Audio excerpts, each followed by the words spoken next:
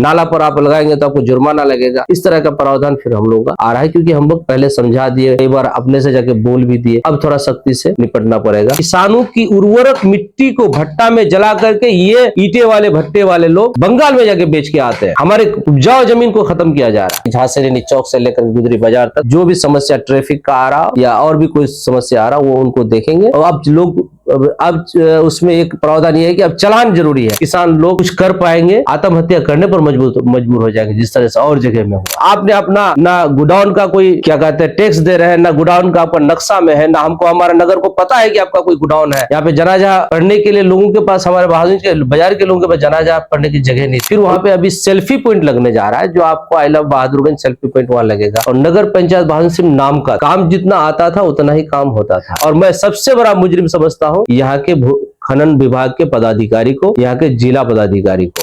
सबसे पहले तो आपका शुक्रिया। और चूंकि माह रमजान चल रहा है तो हम पहले चाहेंगे इस खास मौके पर क्या कहना चाहेंगे? माह रमजान का हम आप सबको मुबारकबाद। माह रमजान अल्लाह ताला ने हम लोगों को 12 महीना में एक महीना जो है बहुत ही अफजल है। इसके लिए हम लोग पूरा पुरजोर तैयारी के साथ इस माह रमजान की रोजा रखें और इसमें अपनी मगफिरत, अपनी अल्लाह ताला ने जो रहमत और बख्शिश करने का ये मौका दिया है, इसको हम लोग ना गवाएं। ताजा मामला बिशनपुर को लेकर राजनीति गरमाया हुआ है। एक पक्ष इस बात का समर्थन करता है कि बिशनपुर नगर पंचायत, तो दूसरा पक्ष इस बात का विरोध करता है कि पंचायत ही ठीक है, नगर पंचायत नहीं बने। क्योंकि आप बहादुरगंज नगर पंचायत के चेयरमैन प्रतिनिधि है, तो हम चाहेंगे कि क्या फायदे क्या नुकसान है नगर पंचायत के होने में? देखिए, कोई भी नई चीज जब आती है ना, उसका तो विरोध होता ही है और उसको अभी आइडिया नहीं है किसी को कि इससे क्या फायदे क्या नुकसान। अभी हम लोग सुबजापुरी लोग, हम लोग गाँव देहात के लोग हैं और ज्यादातर सरल स्वभाव के हैं। अभी अगर नगर पंचायत बन जाता है तो नगर पंचायत से कुछ लोगों को फायदा होगा। मान लिया कि 2% 1% लोगों को फायदा होगा, लेकिन 98% लोगों को नुकसान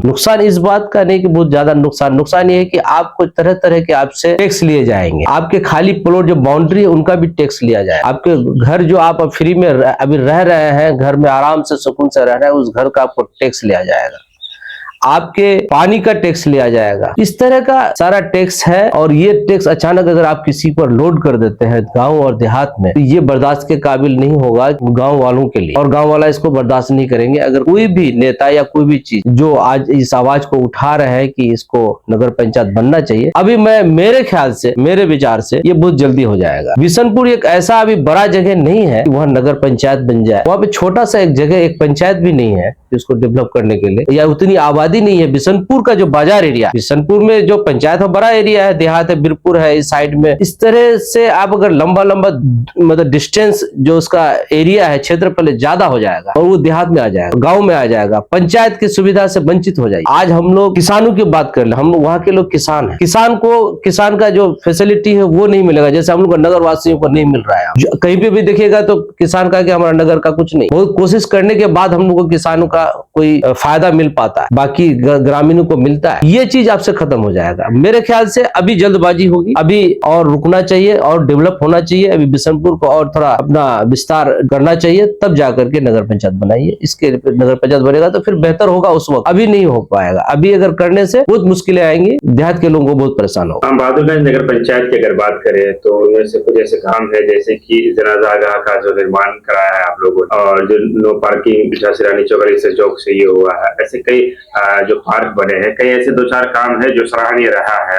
आने वाले वक्त में और ऐसे कौन से कार्य है जिसका बतौर तोहफा नगर के लोगों को मिलने वाले? देखिए, पहले तो नगर पंचायत बहादुरगंज पिछले 20-25 साल से एक रूटीन वर्क में था और नगर पंचायत बहादुरगंज नाम का काम जितना आता था उतना ही काम होता था। इस बार पहली बार पब्लिक के द्वारा चुना गया प्रतिनिधि, हमारे मुख्य पार्षद चेयरमैन को या जो भी कहिए, कि एकदम फ्रीली काम हो रहा है। और काम करने का जो मैंने वादा किया था कि बहादुरगंज को नगर के जैसा दिखना चाहिए, तो नगर के जैसे दिन सबसे पहला आता है ट्रैफिक, फिर दूसरा आता है कि हमारा बस स्टैंड, LRP का बस स्टैंड आप पहले कितना कचरा था आप देख लिए होंगे, अभी जीर्णोद्धार उसका हुआ, पूरा अभी नया हो गया है बिल्कुल। फिर वहाँ पे अभी सेल्फी पॉइंट लगने जा रहा है, जो आपको I love Bahadurganj selfie point वहाँ लगेगा। एक गेट बन गया जहान अली मस्तान चौक का। आपने बोला जनाजा घाट, यहाँ पे जनाजा पढ़ने के लिए लोगों के पास, हमारे बहादुरगंज के बाजार के लोगों के पास जनाजा पढ़ने की जगह नहीं थी। ब्लॉक का कैंपस में जनाजा पढ़ा जाता था, जनाजे की नमाज, लेकिन हमारे यहाँ पे अजय कुमार जी जो हमारे सीओ साहब थे, उसका बहुत बहुत शुक्रिया कि उन्होंने हम लोग को नगर को जमीन दिया जनाजे के लिए, और हम लोगों ने उस जनाजा को बनाया। कुछ लोगों का ताउन भी रहा और नगर का भरपूर ताउन रहा, जिससे आज एक जनाजा आपके सामने है। कब्रिस्तान के उस पार कलभट बन गया, जो नाला बीच में पानी बरसात में जाने में दिक्कत हो रही थी। उसके बाद नो एंट्री बहुत बड़ा मामला था, जो एंट्री बड़ी बड़ी गाड़ियों का जो LRP से लेकर ये बहादुर झांसी चौक से कॉलेज चौक को जाया जाता था, जब बड़ी गाड़ियां डंपर घुस जाती थी तो छोटी छोटी गाड़ी से पीछे में लंबी कतारें लग जाती, उसमें नो एंट्री करना बहुत जरूरी था। पिछले 1.5-2 साल से हम लोग नो एंट्री के लिए DM साहब और परिवहन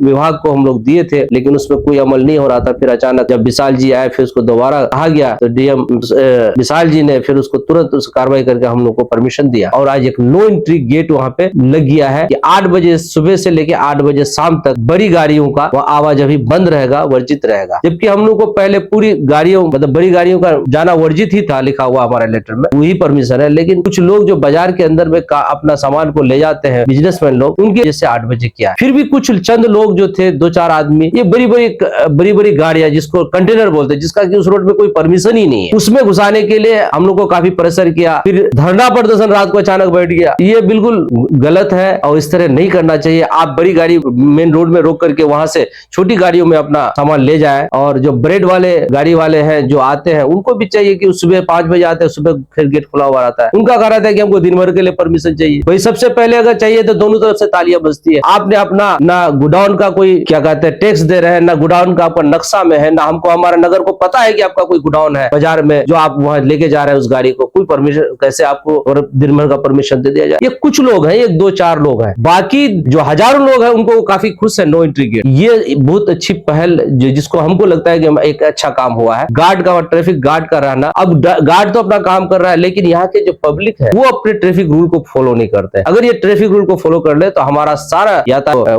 प्रहरी वहां पे जो दिया हुआ है और पूरा यातायात स्मूथली चलेगा, हमारा ट्रैफिक स्मूथली चलेगा। नालियों के ऊपर जो नाला है उसके ऊपर लोग दुकानें लगा लिए हैं, उनको कई बार नोटिस कर दिया गया, फिर भी वो लोग नाला से नहीं। अब क्या होगा कि अब हमारा एक मजिस्ट्रेट फिर नया आ गया है, जो हमारे ऑफिसर आए हुए हैं, सिटी मैनेजर, अब उनको यह उनके हवाले कर दिया जाएगा। अब वो उसके लिए स्पेशल उनको दिया जाएगा कि झांसी चौक से लेकर गुदरी बाजार तक जो भी समस्या ट्रैफिक का आ रहा या और भी कोई समस्या आ रहा वो उनको देखेंगे। और अब लोग अब उसमें एक प्रावधान ये है कि अब चालान जरूरी है, क्योंकि लोगों को बहुत अब समझा लिया, 2 साल से समझाया गया। अब हेलमेट पहनना आपके लिए जरूरी हो जाएगा, आपके साथ लाइसेंस होना जरूरी है, ट्रैफिक रूल का फॉलो करना जरूरी है, नाला पर आप लगाएंगे तो आपको जुर्माना लगेगा। इस तरह का प्रावधान फिर हम लोग का आ रहा है, क्योंकि हम लोग पहले समझा दिए, कई बार अपने से जाके बोल भी दिए। अब थोड़ा सख्ती से निपटना पड़ेगा और लोगों को भी समझना पड़ेगा कि ये ट्रैफिक का मामला है। एम्बुलेंस अगर आपका बीवी, आपका माँ या आपका कोई भी रिश्तेदार फंस जाता है तो आपको कैसा लगता है, या आप रोजा रखे हुए आप भीड़ में फंसे हुए तो आपको कैसा लगता है। आप उसको नगर को कोसते हैं कि किस तरह का ट्रैफिक है, क्या है रूल को, मतलब